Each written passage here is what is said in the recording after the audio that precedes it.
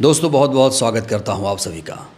CJI BR Gavai इस समय सुर्खियों में है। सीजेआई बीआर गवई लगातार बीजेपी सरकार को झटका दे रहे हैं, एक से एक झटका दे रहे हैं। बीआर गवई साहब ने ईडी को फटकार लगाई, सीबीआई को फटकार लगाई पिछले दिनों, और एसआईटी को भी फटकारा।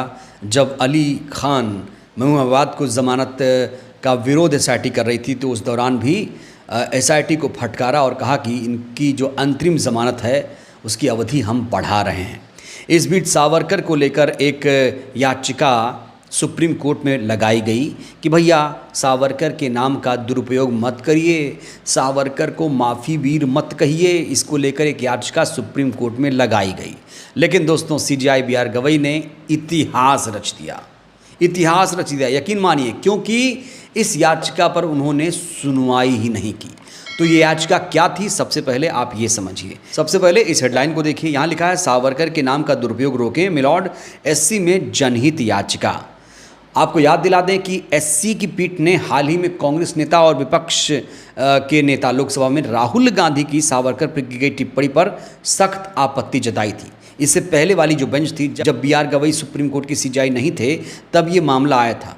तब राहुल गांधी ने सावरकर को लेकर एक टिप्पणी की थी। उसी टिप्पणी पर सख्त आपत्ति जताई थी सुप्रीम कोर्ट की उस बेंच ने।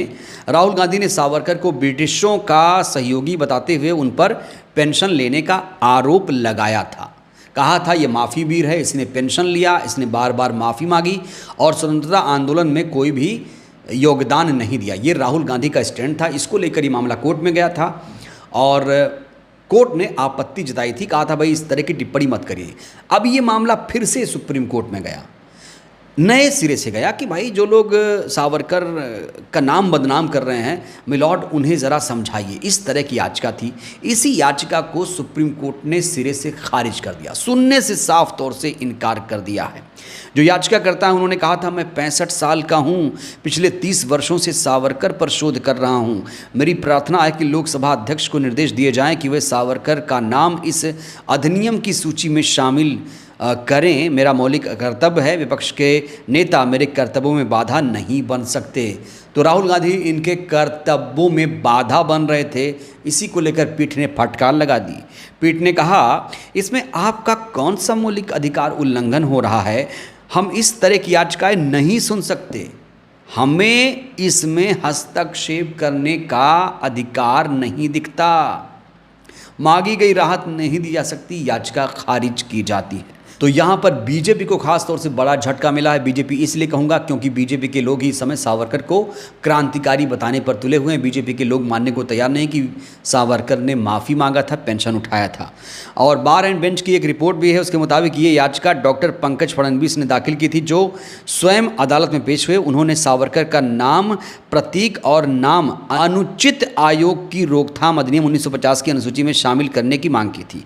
ये कानून कुछ नामों और प्रतीकों के व्यावसायिक या पेशेवर दुरुपयोग को रोकने के लिए लागू किया गया था। तो इसी कानून के तहत सावरकर का नाम भी इसी सूची में जोड़ने की वकालत की गई थी, जिसे सुप्रीम कोर्ट ने सुनने से, इस पर सुनवाई करने से साफ तौर से इनकार कर दिया।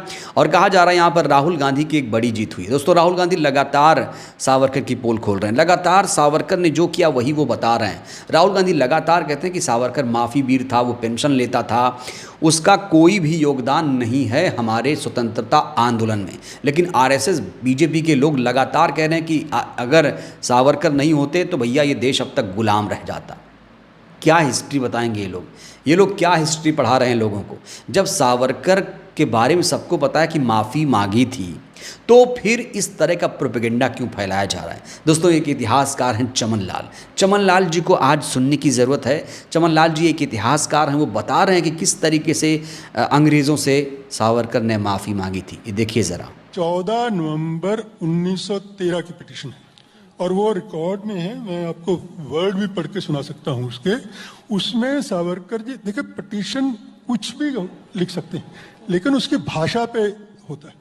माने उस पे उन्होंने जिस तरह की भाषा का इस्तेमाल किया कि अंग्रेज सरकार जैसे माई बाप हो, मुझे कुछ भी काम करने को कहे मैं करूंगा, बल्कि मेरा जेल में रहना बेकार है, मुझे मौका दीजिए कि मैं जाके सेवा कर सकूं, नौजवानों को सही रास्ते पे ला सकूं, क्रांति के रास्ते से दूर कर सकूं। इस तरह की चीजें उसमें लिखी हुई हैं। मैं आपको कोटेशन। तो तमाम इतिहासकार ये कह रहे हैं भैया मान लो सावरकर ने माफ़ी मांगी थी, माफ़ी वीर थे, लेकिन जो सत्ताधारी पार्टी के लोग हैं वो मानने को तैयार नहीं हैं।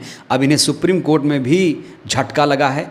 सीजेआई बीआर गवई ने ऐतिहासिक निर्णय लिया। अगर कोई दूसरा, कहा जा रहा है कि अगर कोई दूसरा सीजेआई यहाँ होता तो इस याचिका को एक्सेप्ट करता, इस पर सुनवाई करता और फिर से राहुल गांधी पर शिकंजा कसता, ऐसा कहा जाता है। लेकिन बीआर गवई ने ऐसा कुछ भी नहीं किया। याद करिए बीआर गवई जो हमारे हैं वो पहले बौद्ध सीजेआई हैं। दोस्तों जो सीजेआई बीआर गवई हैं वो सुप्रीम कोर्ट के 52वें सीजेआई हैं। इनका कार्यकाल बहुत ही छोटा है, लेकिन जिस तरीके से फैसले ले रहे हैं, जिस तरीके से निर्णय दे रहे हैं, जनता खासतौर से इनसे बहुत ज़्यादा प्रभावित है। याद करिए तमिलनाडु गई थी ईडी, उसको फटकारा था, कहा था खबरदार संविधान का उल्लंघन इस तरह से नहीं हो सकता और सीमा में रहो, हद में रहो।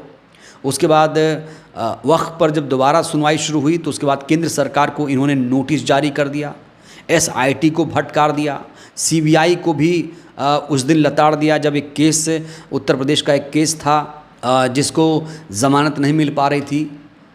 हाई कोर्ट में 29 बार उसने ज़मानत याचिका दाखिल की और उसे ज़मानत नहीं मिल पा रही थी, तब सीबीआई को फटकारा था सीजेआई बीआर गवई ने। तो कुल मिलाकर बीआर गवई जिस तरीके से आजकल फैसले दे रहे हैं, बहुत ज़्यादा इनकी चर्चा है और ख़ास तौर से देश की जनता इनसे ज़्यादा संतुष्ट नज़र आ रही है। और सीजेआई बीआर गवई अगर एक काम और कर दें, इनका नाम स्वर्ण अक्षरों में दर्ज हो जाएगा। वो ये है, मशीन अगर ये बंद करा दें तो लोग डिमांड कर रहे हैं, उम्मीद कर रहे हैं कि बीआर गवई ज़रूर इस दिशा में कोई कदम उठाएंगे। दोस्तों आपको क्या लगता है, आपको कितनी उम्मीदें हैं बीआर गवई से?